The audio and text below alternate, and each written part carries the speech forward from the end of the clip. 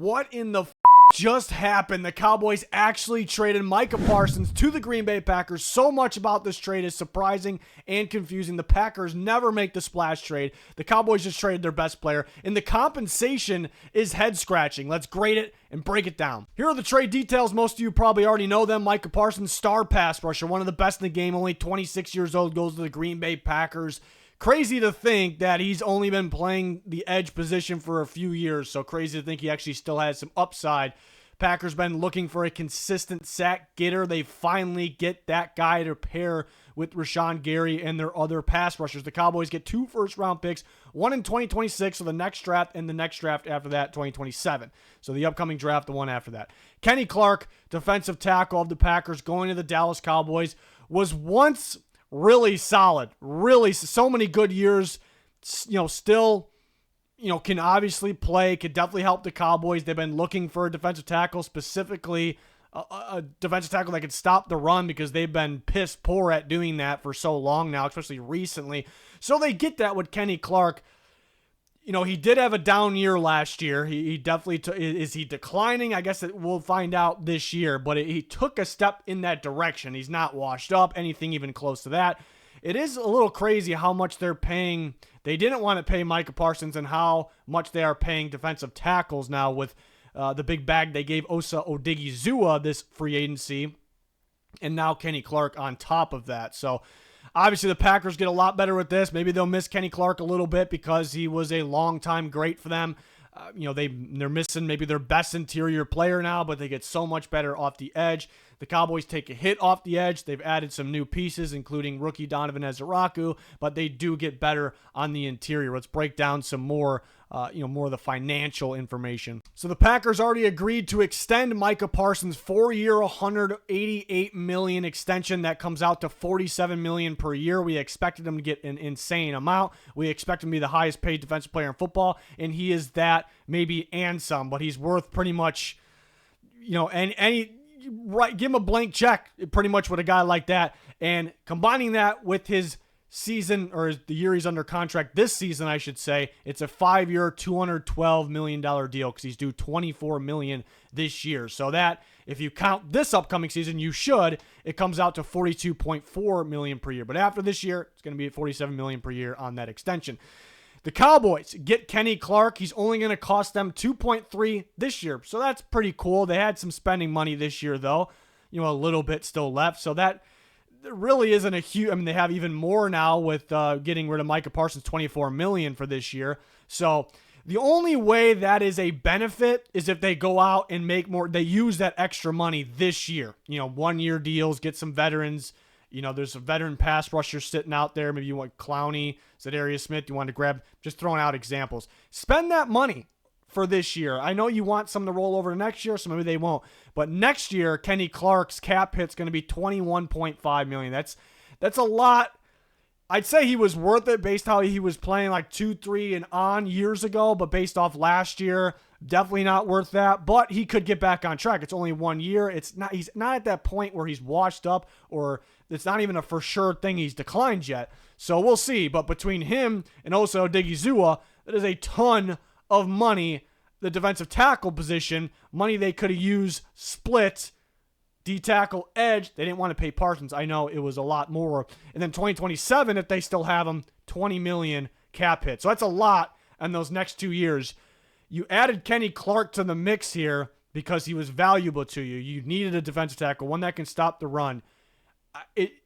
It's a loss if you use him for 1 year, it feels like, right? It's just like it was a rental for 1 year in one of the biggest trades in NFL history, trading away your star, your best player. So I feel like you have to keep him beyond 1 year, but if he doesn't play that great this year, you're looking at massive cap hits. So, it's hard to find like a massive win out of that, even though they technically do get better on the interior. They do get better stopping the run. So, again, the Packers are paying Parsons a lot. He's worth it. They're paying Jordan Love a lot. We'll see if he ends up being worth it. But they got star players. They got a really good team. They improved their offensive line. They have a great running back. They improved their receiver unit, adding Matthew Golden.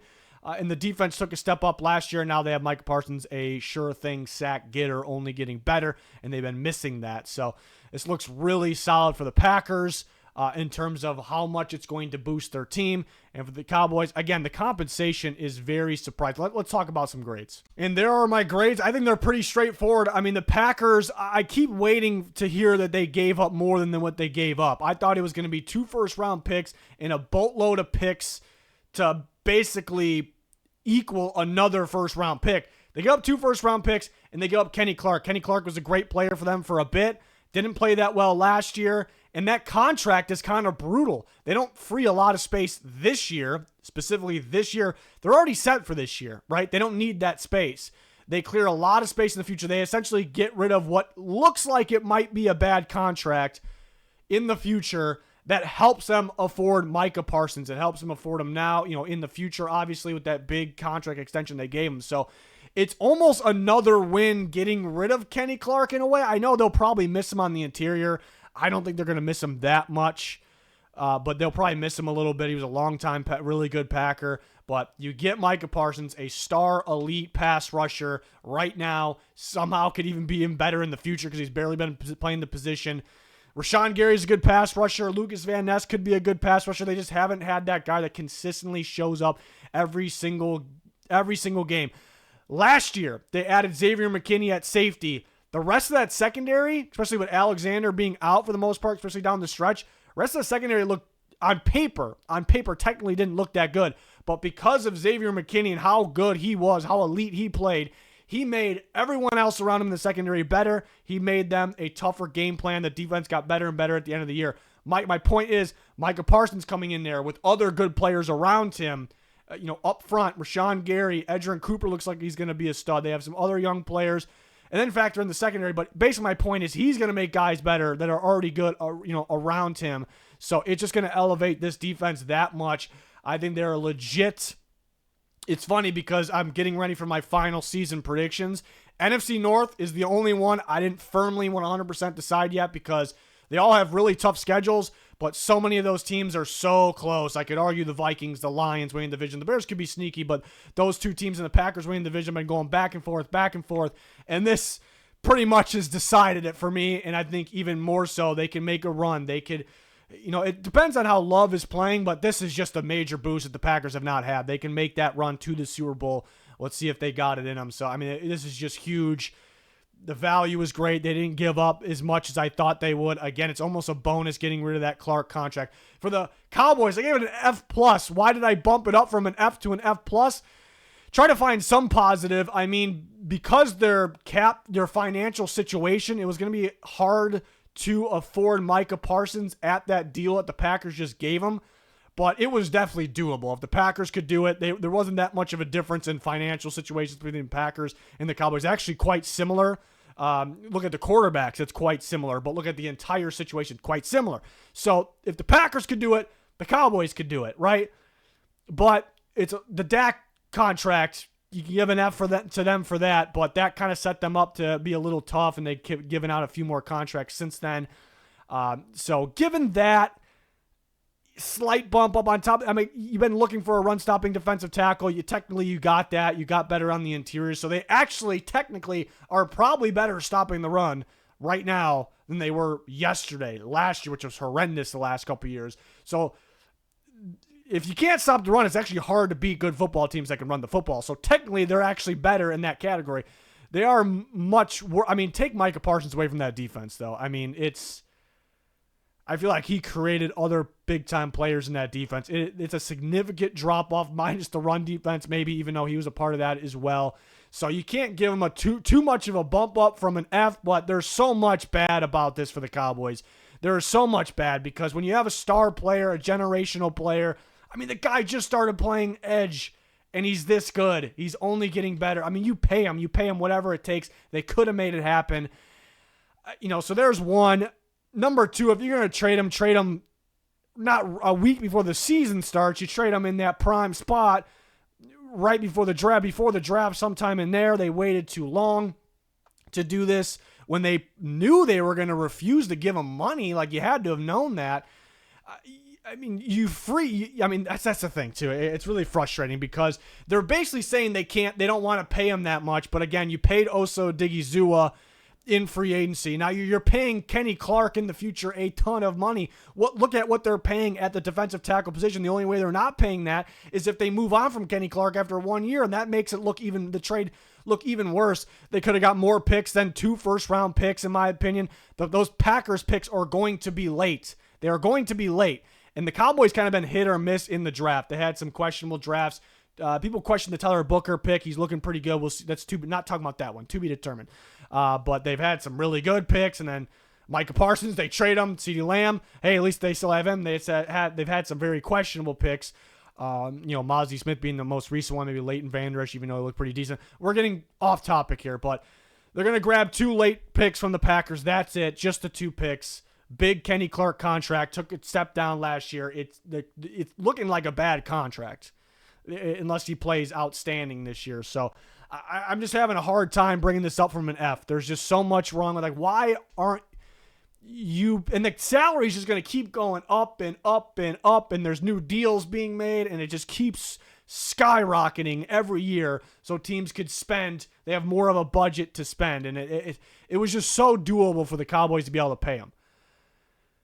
You paid Osa Odigizua, you paid other players.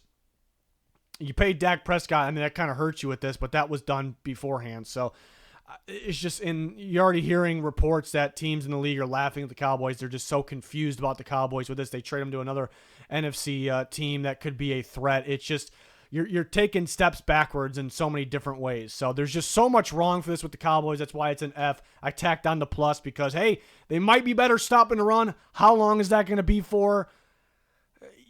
You can't even talk about the financials. You can't even, they technically freed money in the future. I mean, look what you're paying these defensive tackles, though. I don't know.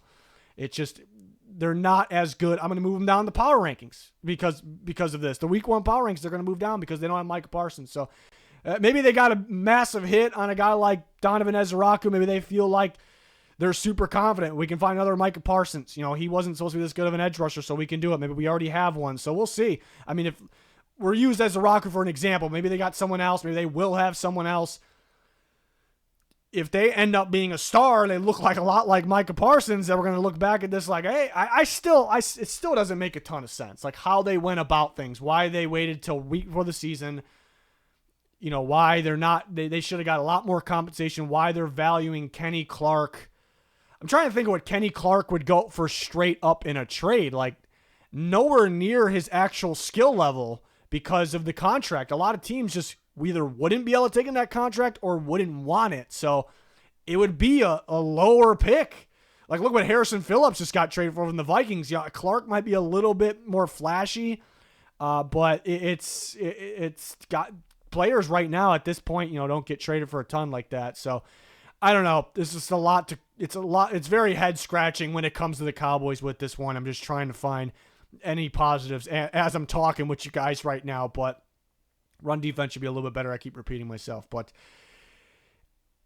one of the craziest, biggest trades in NFL history, maybe, just wasn't really expecting it, even though there was talk about it. So pretty wild, just pretty surprised here. So let me know your guys' grades, your thoughts here. The Packers finally made that splash move, and it could be the difference. They could be a serious threat, a serious contender because of it. So we're about to get into that, final season predictions, week 1 power rankings, and week 1 picks. Those are right around the corner here coming up. So really excited about it. We'll see where the Packers get to and all of that. But that'll do it. Please like, subscribe, turn notifications on. Very important to follow us on our X/Twitter. Link pinned in the comments. A lot of updated news and thoughts on there. So check it out. Thanks for watching. Goodbye.